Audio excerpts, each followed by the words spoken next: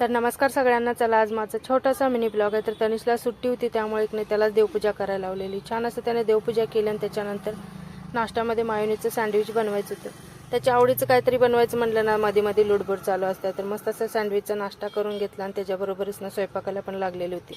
जास्त काही नाही, भाजी आणि चपातीच बनवायची होती। तर सांडग्याची भाजी ना मी डायरेक्ट कुकरला शिजू घातलेली होती। थोडंसं हार्ड होतं सांडगं, त्यामुळे एक ना एका शिट्टीमध्ये छान असं शिजलेलं होतं। चवीला पण खूप छान भाजी झालेली होती।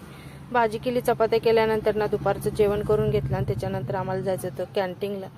तर कॅन्टीनचं थोडंफार सामान आणायला जायचं होतं। तर कॅन्टीनमध्ये गेलो आणि आम्हाला सगळं सामान भेटतं असं कधीच नसतं। कधी जाईल त्यावेळेला ना जे सामान नको असतं ना ते भरपूर असतं, पण जे पाहिजे असतं ते जास्त काही भेटतच नाही। तर थोडंफार जेवढं होतं ना तेवढं सामान घेतलं आणि तर इतकी गर्दी होती ना बिलिंग करायला, तिथंच आम्हाला अर्धा पाऊण तास गेला। तर तिथून बिलिंग करून बाहेर आल्यानंतर ना घरी यायच्या वेळेला एक नाही थोडंसं कपड्याच्या दुकानमध्ये पण जाता जाता गेलेलो, कारण एक साडी घ्यायची होती त्यासाठी इथं आलेलं होतं त्या ताईंना।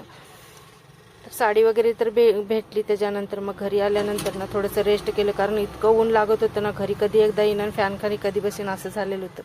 गरमी पण भरपूर लागलेली होती आणि मग थोडंसं मलाई पण साचलेली होती, त्याचं लोणी काढायचं होतं। तर मिक्सरच्या भांड्यामध्ये घालून ना पटकन असं लोणी काढून घेतलं, 2-3 पाण्यानं स्वच्छ धुवून घेतलं। त्याच्यानंतर कडवायला ठेवलेलं तर छान असं तूप निघलेलं होतं। ते थंड झाल्यानंतर एक भरणीमध्ये भरून ठेवलं आणि त्याच्यानंतर ना संध्याकाळच्या वेळेला मला ॲब्रो करायचं होतं म्हणून मार्केटमध्ये गेलेली होती। तर इथं पण खूप गर्दी होती। मला इथंच मग ॲब्रो करायचं इथं एक नाही 1 तास गेला, कारण केस कटिंग आणि हेअर स्पा होते ना, त्यामुळे इतकं लेट होऊन गेलेलं ना पार्लरमध्ये। तिथं मग ॲब्रो करून घरी येताना मग थोडंसं फ्रूट वगैरे घ्यायचं होतं, कारण उद्याच्याला एक नाही आम्हाला घरी जायचं होतं, म्हणजेच गावाकडं। फ्रूट वगैरे घेतलं। तर कसा वाटला मिनी ब्लॉग? आवडला असेल तर लाईक, शेअर, सबस्क्राईब